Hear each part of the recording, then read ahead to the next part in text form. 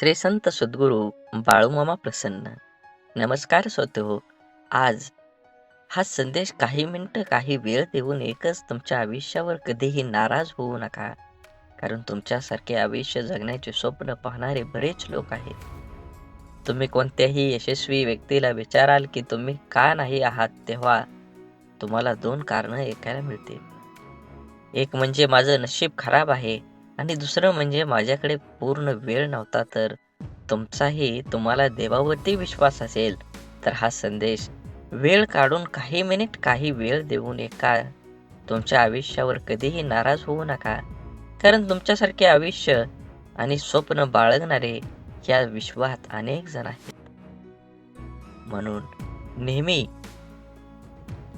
आपल्या जर तुमच्या विश्वासघात केला असेल तर त्याला धन्यवाद म्हणा. कारण हीच माणसं नेहमी शिकवतात की विश्वास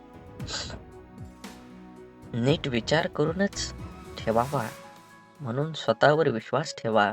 तुमच्यावर आज काहीतरी आहे जे प्रत्येक अडथळ्यापेक्षा मोठी आहे.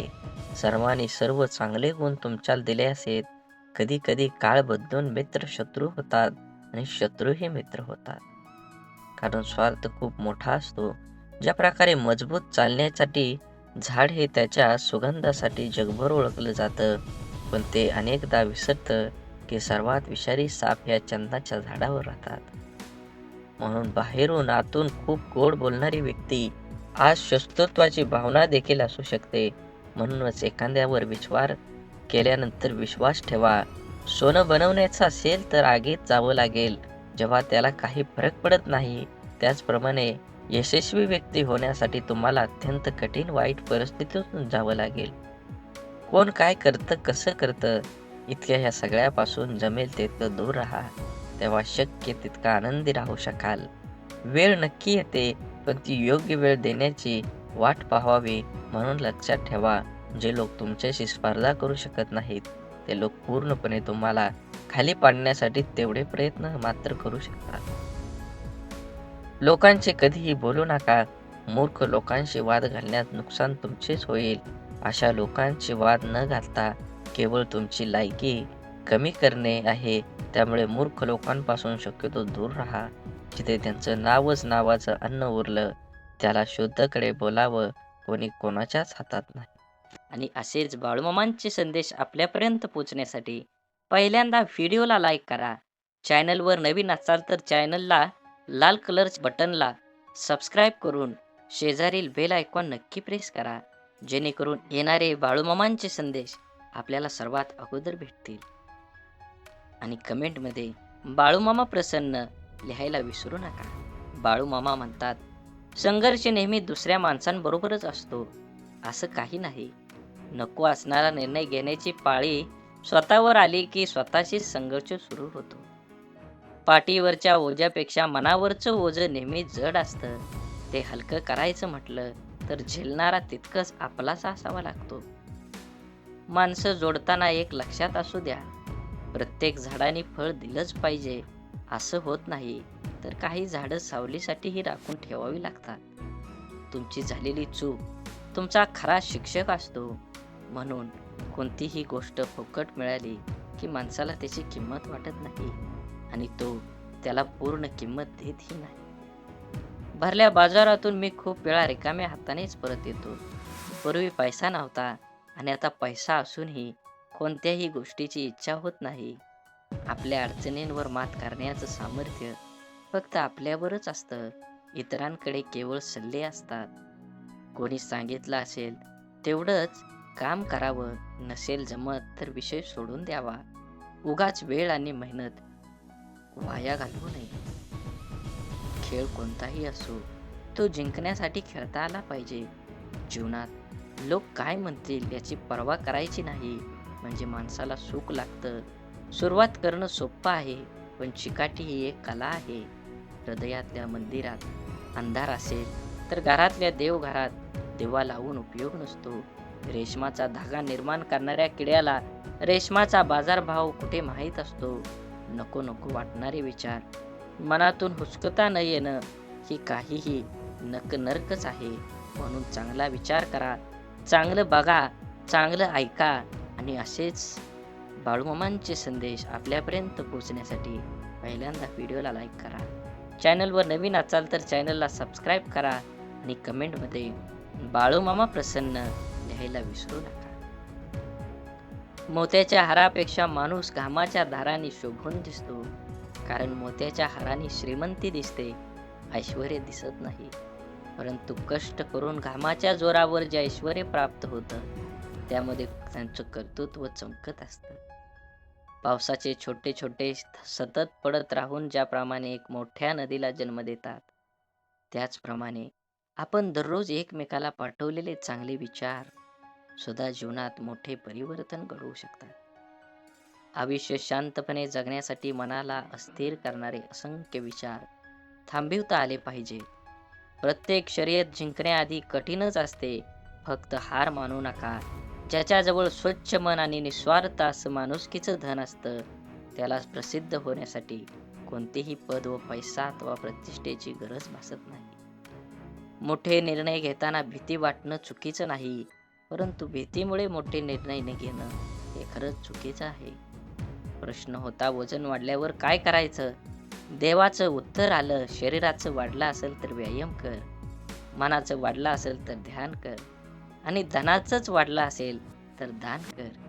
या कलियुगामध्ये सर्वात श्रेष्ठ काय असेल तर ते दान आहे आणि दानामध्ये सर्वश्रेष्ठ काय असेल तर ते अन्नदान आहे. जेवढं आपल्याला होईल तेवढ्या परिस्थितीनुसार आपल्या समोरच्या व्यक्तीला अन्नदान केल्यानं फायदा होतोच होतो, पण पुण्याचं पारडं वाढतं आणि आपल्यावर हे देवाचे आशीर्वाद कायम राहतात. फुल नाही फुलाची पाकळी माणसानं दान केली पाहिजे. आंधळा माणूस एका मंदिरात गेला. मंदिरात दर्शन घेत असलेले लोक त्याला भागून म्हणाले, दर्शनाला आलाय, देवाला बघू शकणार का? आंधळा म्हणाला, काय फरक पडतोय, माझा देव तर मला पाहतोय ना. दृष्टी नसली तरी चालेल, पण तुमचा दृष्टिकोन चांगला पाहिजे, तर तुमच्या जीवनात विचारांचे पुष्प उमलतील. आपला स्वभाव शांत व संयमी असणं सर्वांच्या दृष्टीनं हिताचं असतं. सतत चिडचिड किंवा तापटपणा चांगला नाही. त्याचा इतरांसोबत स्वतःला पण त्रास होतो. समोरच्या व्यक्तीचं बोलणं किंवा कृती एखादी परिस्थिती शांतपणे हाताळायला आली पाहिजे. त्याविषयी प्रतिक्रिया देताना संयम दाखवला पाहिजे. आदळआपट करणं किंवा अखंड तांडव केल्यानं प्रश्न सुटत नाही, उलट परिस्थिती जास्त बिकट होते. पण काही प्रसंग असे असतात की तिथे संयम ठेवणं किंवा शांत राहणं अयोग्य ठरतं. तिथं कसंही करून परिस्थिती आटोक्यात ठेवणं खरंच खूप महत्त्वाचं असतं. म्हणून परिस्थितीची झगडून पुढं आलेली माणसं नेहमी जपली पाहिजे. कारण जीवनाचे तत्वज्ञान ती माणसं फक्त शिकलेली नसतात, तर जगलेलीही असतात. कडकडून भूक लागली की चटणी भाकरी पुरेशी असते आणि भरल्या पोटी पंचपक्वान ही नकोसं होतं. तेव्हा योग्य वेळी जे मिळतं ते आपलं म्हणून स्वीकारून जीवन आनंदाने जगलं पाहिजे. जो सत्याच्या मार्गावरून चालतो त्याला अडचणी खूप येतात, परंतु देवाची त्याचे नाव बुडू देत नाही. प्रश्नांपासून नेहमीच पळता येत नाही. कधी ना कधी ते पळणाऱ्याला गाठतातच. पळवाटा मुक्कामाला पोचवत नाहीत, तर मुक्कामाला पोचवतात ते फक्त सरळ रस्तेच. मौन आणि हास्य या दोन्हींचा उपयोग करा. मौन आपलं रक्षा कवच आहे आणि हास्य स्वागताचं द्वार आहे. सूर्य पूर्वेकडे उगवला की सूर्योदय आणि पश्चिमेकडे गेला की सूर्यास्त. माणसाचं पण असंच असतं. समोरचा माणूस तुमच्या मनाप्रमाणे वागला तर तो चांगला आणि मनाविरुद्ध वागला तर तो वाईट.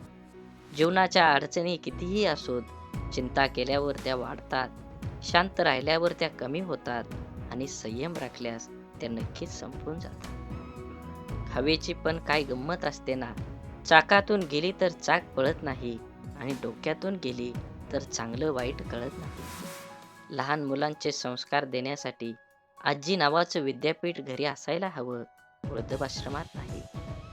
आयुष्याच्या झोपडीखाली निवांतपणाचं जीवन नुसतंच कधी बालपण हरवलेल्या दिवसाची करुण कहाणी रेखाटताना सारी पिठावरच्या सोंगट्या जगण्याचं अंतिम ध्येय शिकवत असतात.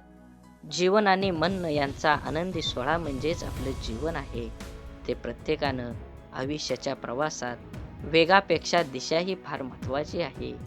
जर हा दिशाच ठाऊक नसेल तर वेगाचा काय उपयोग? म्हणून सोनं ठेवायला लॉकर मिळून जातो, पैसा ठेवायला बँक सहज मिळून जाते, पण मनातील गोष्ट सांगायला योग्य माणूस मिळणं याला खूप भाग्य लागतं. आपले विचार हेच आपल्या भविष्याचा चेहरा आहे. नकारात्मक विचार केला तर प्रत्येक संधीमध्ये आपल्याला अडचणी दिसतात आणि सकारात्मक विचार केला तर प्रत्येक अडचणीमध्ये संधी दिसेल. जेवढी मोठी स्वप्न असतात तेवढ्याच मोठ्या अडचणी पण येतात आणि जेवढ्या मोठ्या अडचणी येतात यश सुद्धा तेवढंच मोठं मिळतं. मळलेली प्रत्येक नोट ही जरी दिसायला खराब असली तरीही तिची किंमत बाजारात असलेल्या नवीन नोटी इतकीच असते. म्हणूनच माणसानेही आपल्या मनमोकळेपणावर कमीपणा घेऊ नये. व्यक्तिमत्वाला आणि स्वभावाला न शोभणाऱ्या भूमिका नाईलाजास तो साकारायला भाग पाडणारं अनियंत्रित चित्रपट म्हणजे आयुष्य असतं. विचारांच्या शक्तीचा भविष्यावर परिणाम होत असतो.